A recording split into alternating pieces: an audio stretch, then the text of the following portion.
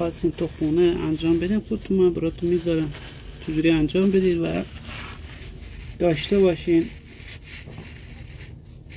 به دردتون میخوره. یکی اینه، یه مطلب دیگه هم براتون میذارم همینجور عشقی دلی. خب ما دو تا پیچ داریم، دو تا پیچ نمره 10 که باید باز کنیم. یکی اینجا میشه که برای تغذیه واسکازینه، یکی هم این زیر اینجا اینجا این برای تخلیه است که ما بازش میکنیم. دیشب من باز کردم سرش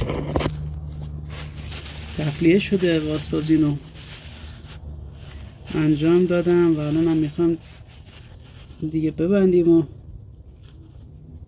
اتمام کارش باشه. اصولا روی این پیچ هم یه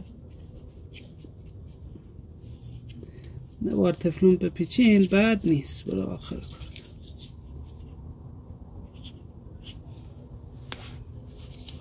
توصیه من اینه که نظافت کار رو ببین قشنگ همیشه سرلوحه خودتو قرار بدین، تمیز کنین، نظافت کنین اون جایی که هست. بعد آقا ما اومدیم یه پیچو باز کنیم. این چند وقت پیش من یه جعبه بوکس خریدم دوستان، ها جالبه براتون بگم که یه وقت اینا تجربه از ما. جعبه بوکس 400 تومن ما خریدیمش، گفتیم کار انجام میده برای ما بالاخره. دیشب اومدم اولین بار باهاش باز کنم، ببینید کلا داخلش الان مشخص نمیشه، خراب شد آقا. ببین یه بار کار کردن نو اینا جعبش خراب شد دوستان. نخرین اینجور چیزایی، نظر من نخرین، حالا هر جور دوست داریم، ولی ما خریدیم یه روزه یه باره روی پیچ خراب شد. تمام، جنس خوب بخرید. خب بگذاریم، میایم ما اولی پیچ پایین رو میبندیم دوستان.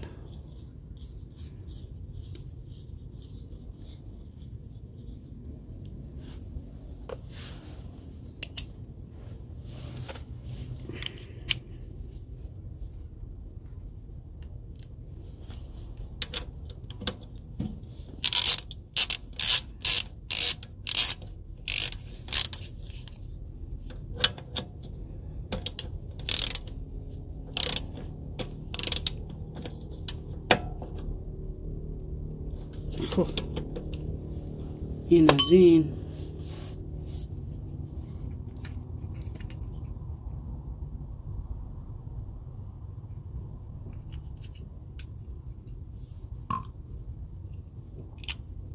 این واسکازین مخصوص دیگه، الف هر جای بریم بهتون میدن، مخصوص همین موتور است. یه چیز دیگه ببین اینجا دسترسی نمیده براتون، سخته یکم. من خواهم ببینم میتونم یه جوری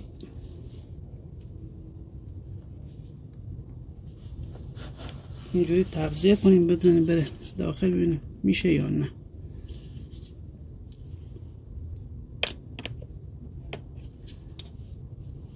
خب ما اینجا رو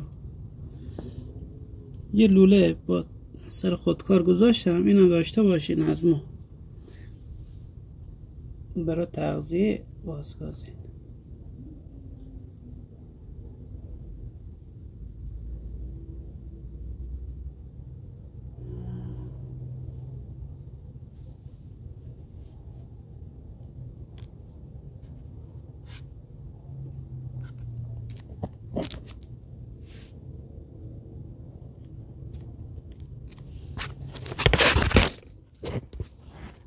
به این شکل دوستان بذارین تا تغذیه انجام بشه.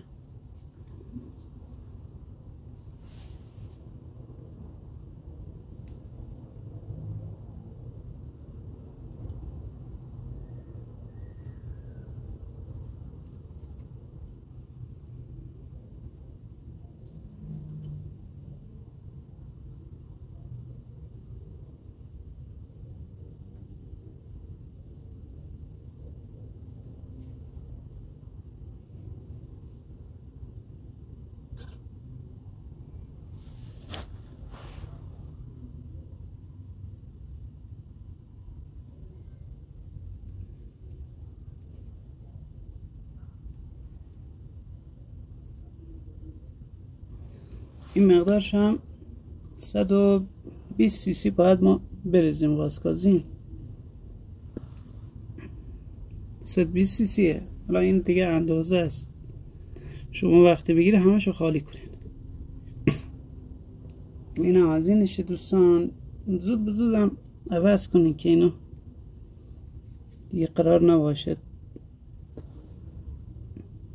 خسارت بزنه بهتون، خراب بشه خدا نکرد.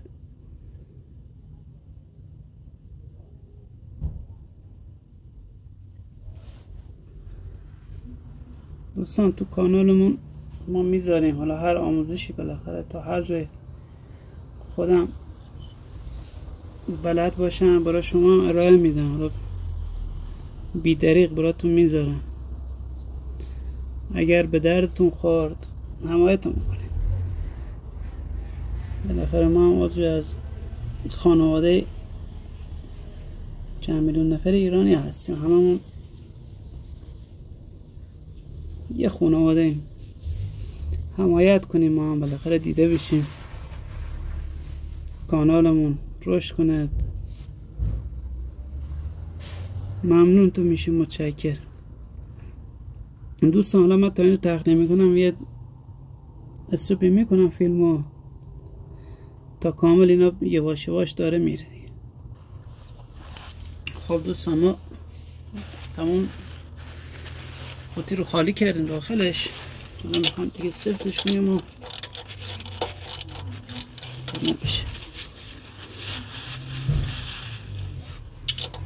این همون بوکس دیگه. ببینید دوستان من یه وقت نگید دروغ میگم. ببینید کامل مرسی ازشون، شرکتی که پول میگیره بالاخره بگو آقا نمیدم آقا. چه بدبختی ما به خدا. ما بوکس داشتم، بوکس خوب دارم خودم، ولی دیگه گفتم که اینم باشه چون بوکس ریزی هم دارم دستم باشه.